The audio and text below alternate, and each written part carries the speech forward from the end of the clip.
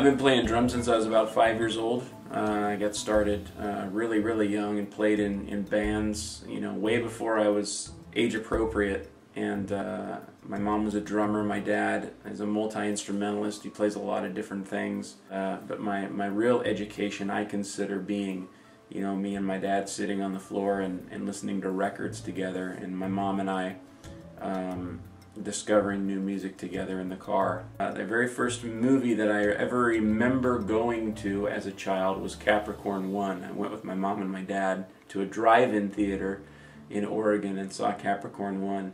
I got really into Jerry Goldsmith. I got really into Charles Ives and Steve Reich being a drummer. You know, I sort of really gravitated toward those composers.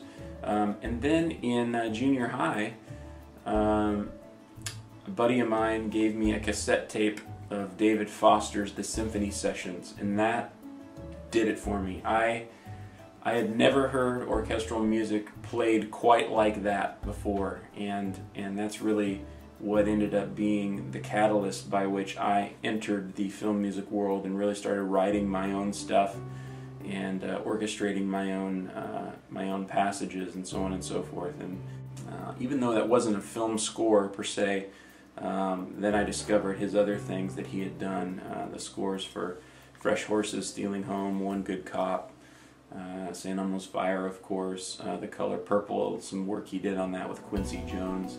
You know, and luckily later on in life now, in the last couple of years, I've had the opportunity and the really good fortune to work with David on a couple of different projects, and so it's been kind of a full circle experience to really kind of come back to that.